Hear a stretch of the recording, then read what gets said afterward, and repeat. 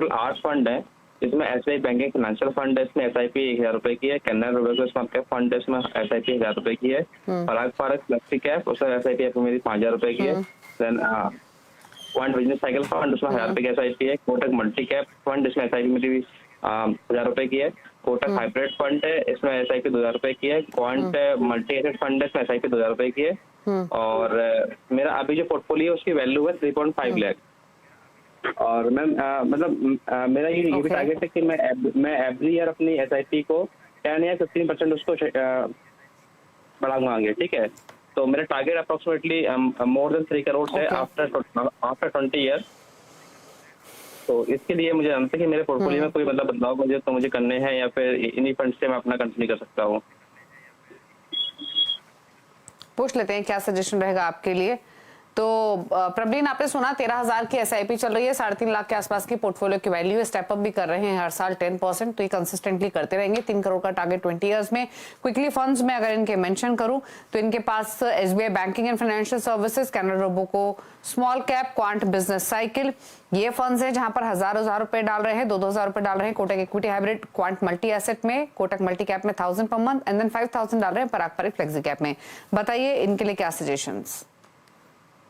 जी दीपाली जी, इनकी जो 13,000 रुपए की इन्वेस्टमेंट है, मेरे ख्याल से ये कुछ इंक्रीज करने का भी इन्होंने मेंशन किया है, जिसको 20,000 करना चाहते हैं। पहले हम टारगेट की बात करते हैं। अगर ये अपनी इंक्रीमेंट करते रहेंगे अपनी एसआईपी में, तो इनका ये लक्ष्य पूरा हो सकता है इन्वेस्टमेंट का, जो इनका है कि ये 3 करोड़ 20 साल में जमा करना चाहते हैं।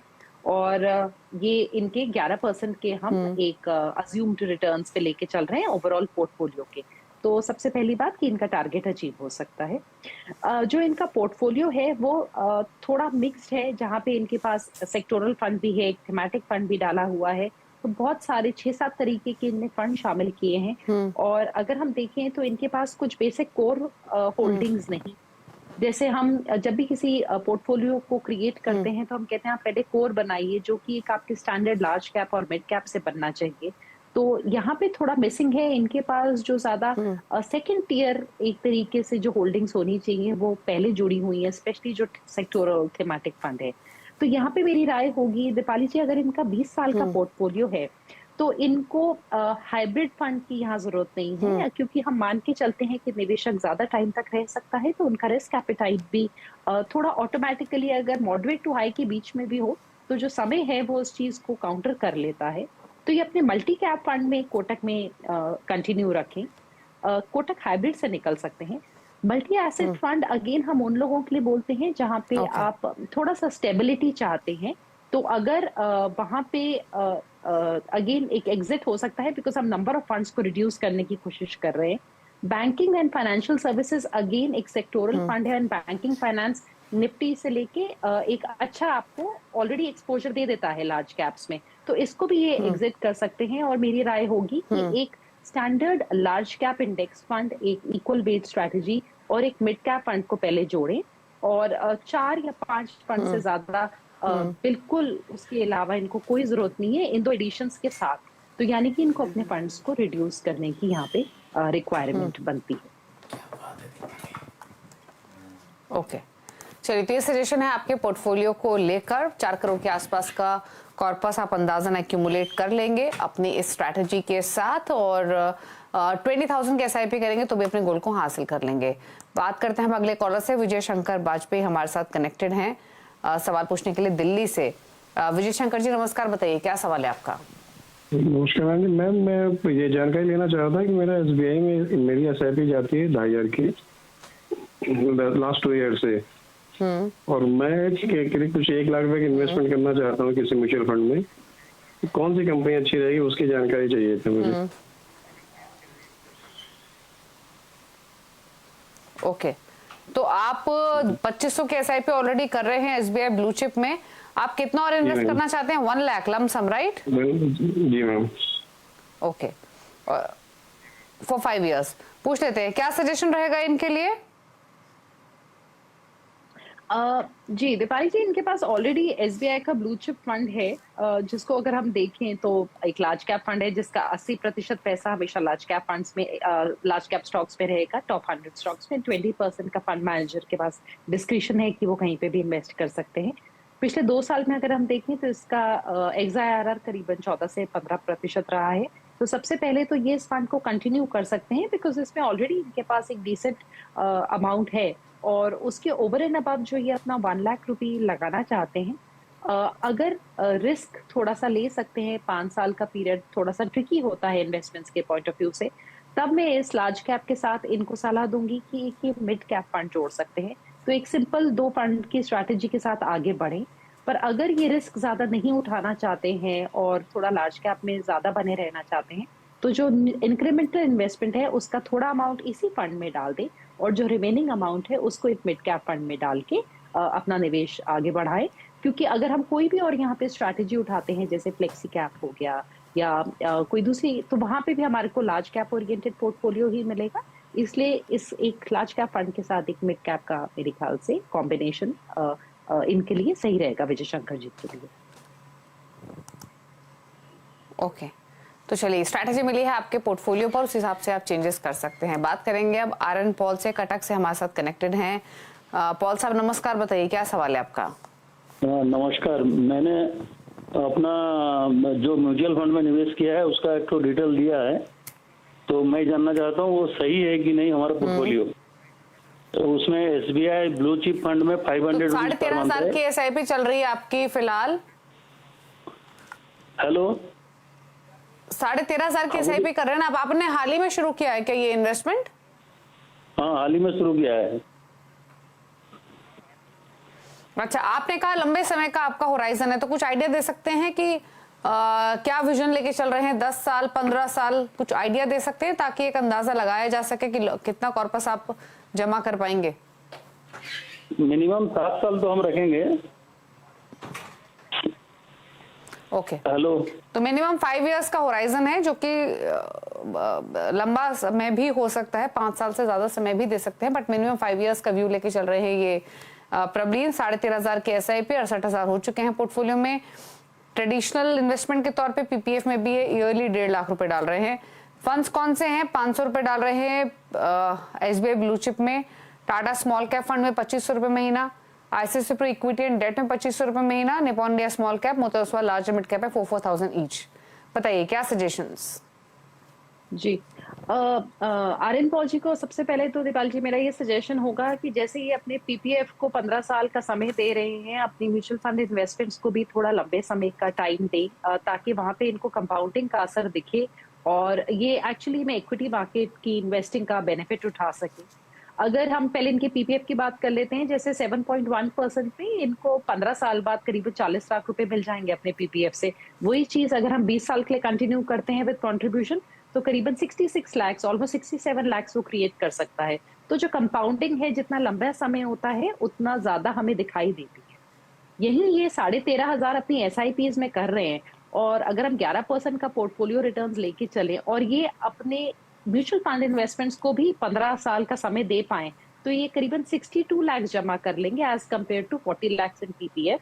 सिर्फ 1,000 का जो इंक्रीमेंटल इन्वेस्टमेंट है इनका म्यूचुअल फंड में उसके साथ, और 20 साल में ये 1 करोड़ 20 लाख के करीब ऑलमोस्ट जमा कर लेंगे अगर ये अपनी इन्वेस्टमेंट को कंटिन्यू रखें। तो पहले तो प्लीज आप लंबे समय के लिए इन्वेस्टमेंट करिए। 5 साल में शायद आपको वो रिजल्ट्स ना दिखे और आपको कुछ डिसअपॉइंटमेंट हो सकती है अपनी म्यूचुअल फंड इन्वेस्टमेंट से। आपका जो पोर्टफोलियो है वहां पे एसबीआई ब्लू चिप में एक बहुत छोटा एलोकेशन है, उसके साथ आपने 2 स्मॉल कैप फंड्स लिए हैं, एक एग्रेसिव हाइब्रिड फंड है और एक लार्ज मिड कैप फंड है। क्योंकि ऑलरेडी 5 फंड है, मेरी सलाह ये होगी कि आप एसबीआई ब्लू चिप को यहाँ पे स्टॉप कर दीजिए। फंड अच्छा है, पर हमारे पास ऑलरेडी लार्ज कैप में आपके पास एक्सपोजर आ रहा है। आप आईसीआईसीआई के इक्विटी डेट में या फिर जो आपका लार्ज मिड कैप फंड है उसी में उसको जोड़ ले वो 500 रुपए को, और साथ में आप एक स्मॉल कैप को कंटिन्यू कर लें और दूसरे स्मॉल की कैप की जगह एक मिड कैप फंड को जोड़ें जो आपके इन्वेस्टमेंट पोर्टफोलियो का हिस्सा नहीं है।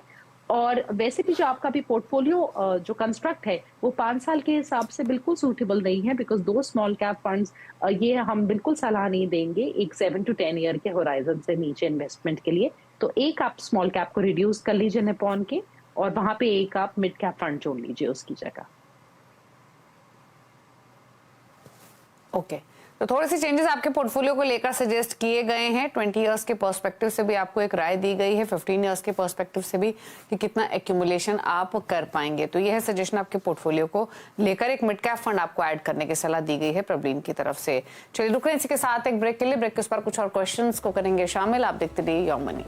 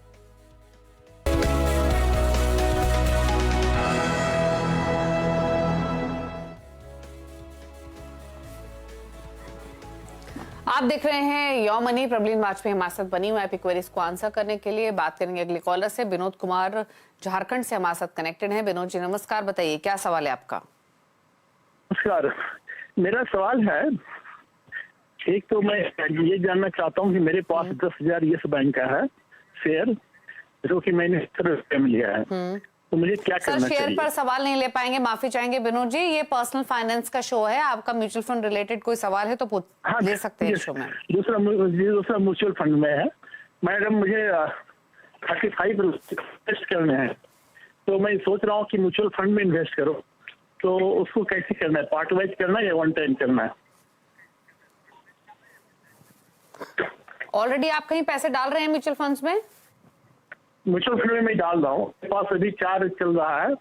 एक निपॉन डेंडो का है, और निपुण small cap fund, SBI blue chip है, आदित्य बिरला सन लाइफ है और LDFC मिड कैप है। तो अच्छा 4 फंड चल रहे हैं, टोटल कितने पैसे डाल रहे हैं इनमें आप? मैं अभी ये 2 में है, एक कैमरा ब्लू चिप है, तो अभी मैं 5,000 ईच डाल रहा हूँ मैं ऐसे। नहीं तो हेलो? 25,000 रुपये ऑलरेडी डाल रहे हैं आप? मैं 25,000 ऑलरेडी। ओके। हेलो? 4 फंड्स के 5 फंड्स के इन्होंने इनफैक्ट अभी जिक्र किया प्रबलीन, जिसमें कैनरा का ब्लू चिप भी है और इसके अलावा इनके पास जैसे इन्होंने मेंशन किया HDFC मिड कैप भी है, निपॉन का मिड कैप फंड है, आदित्य बिरला में भी इन्होंने एक्सपोजर लिया हुआ है। तो ये तो रहे इनके 5 फंड जहां पर 25,000 रुपए महीना ये डाल रहे हैं। इसके अलावा जो इनका सवाल है वो ये कि ये 30 लाख रुपए लमसम है इनके पास, वो डालना चाहते हैं 2 साल के लिए। कहां पर डालें, इकट्ठा डालें, धीरे धीरे डालें, क्या सजेशन रहेगा? जी, पोर्टफोलियो जो अभी आपने बताया दीपाली जी, वहां पे मैं जो समझ पा रही हूँ कि इनके पास 2 लार्ज कैप फंड्स हैं, तो एक को एग्जिट डेफिनेटली कर सकते हैं, 2 already active large cap funds हैं, क्योंकि इनके आई थिंक कैनरा रोबेको को कंटिन्यू कर सकते हैं। एंड उसके अलावा जो इनको इंक्रीमेंटल इन्वेस्टमेंट लेना है अपना 30 लाख का, 2 साल का एक बहुत ट्रिकी टाइम पीरियड होता है, तो आइडियली हम लोग सलाह नहीं देते हैं कि इक्विटी की तरफ आप निवेश करें। बेटर है कि 2 साल की जो भी इन्वेस्टमेंट है वो आप फिक्स्ड इनकम पोर्टफोलियो में रखें। आप चाहे अपनी बैंक एफडी में रखें उस अमाउंट को, चाहे तो आप म्यूचुअल फंड्स में, डेट फंड्स में रख सकते हैं। अगर थोड़ा सा रिस्क एपिटाइट है दीपाली जी की, थोड़ा रिस्क ले सकते हैं, तो हम एक कंजर्वेटिव हाइब्रिड की तरफ जा सकते हैं। हम with in hybrid categories basically थोड़ा हम रिस्क बढ़ा सकते हैं, जहां पे करीबन 25% तक इनका पैसा इक्विटी में रहेगा और बाकी डेट में। पर यहाँ पे इनको थोड़ा सा रिस्क बढ़ता है। पर अगर ये अपना इन्वेस्टमेंट होराइजन कुछ 3 से 4 साल का कर सकते हैं, तब मेरी सलाह होगी कि ये अगर बेटर रिटर्न्स चाहते हैं और इतना टाइम दे पाएंगे, तो ये एक हाइब्रिड कैटेगरी में से मल्टी एसेट या बैलेंस एडवांटेज कैटेगरी को भी देख सकते हैं थोड़े से हायर रिटर्न्स के लिए, एंड इक्विटी एलोकेशन वाले फंड्स को वहां पे चुनाव करें, ताकि इनका पोस्ट टैक्स रिटर्न भी थोड़े बेटर निकल के आए। बट अगर सिर्फ 2 साल के समय है, देन दीपाली जी डेफिनेटली फिक्स्ड इनकम में एंड विदाउट रिस्क ही इनको अपना पैसा लगाना है। और जाहिर है हम 6 से 7% से ज्यादा का वहां पे इन्वेस्टमेंट रिटर्न नहीं देख सकते। हाँ, तो 2 साल का नजरिया है तो रिस्क लेने की सलाह नहीं है, कंजर्वेटिव इन्वेस्टमेंट ही कीजिए जहां पर फिक्स रिटर्न्स मिले। हितेश का सवाल लेंगे। हितेश शर्मा हमारे साथ कनेक्टेड है। हितेश जी नमस्कार, बताइए क्या सवाल है आपका? नमस्कार मैम। हेलो, बताइए कहाँ का इन्वेस्टमेंट की हुई है आपने, क्या जानना चाहते हैं? मैंने मेरा पोर्टफोलियो आपको भेज रखा है, वैसे अगर आपके पास नहीं हो तो मैं दोबारा रिपीट कर दूं। नहीं आपके पोर्टफोलियो की डिटेल्स हैं, इसमें आप अपना गोल बताइए, क्या विजन लेके चल रहे हैं और क्या सवाल है? वेल्थ बिल्डिंग के लिए है। मेरा अभी SIP चल रही है 1,35,000 रुपए की साल की। डिटेल्स मैंने आपको भेज रखी है। जो उनका आज वैल्यू है वो 52,000 की है, 52 लाख की वैल्यू है आज उनकी। 15 साल मुझे और इन्वेस्ट करना है, और इस पोर्टफोलियो में मुझे कोई चेंजेस करना है कि ये मैं आपसे पूछना चाहता हूँ। ओके, 1,40,000 के SIP चल रही है प्रबलीन, 52 लाख ऑलरेडी पोर्टफोलियो में हो चुके हैं। 15 साल बाद कितना एक्यूमुलेट करेंगे, प्लस पोर्टफोलियो कैसा है, क्लियर क्वेश्चन। फटाफट से इनके फंड्स में मेंशन कर देती हूँ। पराग पारिक फ्लेक्सी कैप में 20,000 रुपए महीना, PGM इंडिया मिड कैप में 20,000 रुपए महीना, 10,000 रुपए डाल रहे हैं PGM इंडिया फ्लेक्सी कैप में, क्वांट एक्टिव फंड में, टाटा डिजिटल इंडिया फंड में 5,000।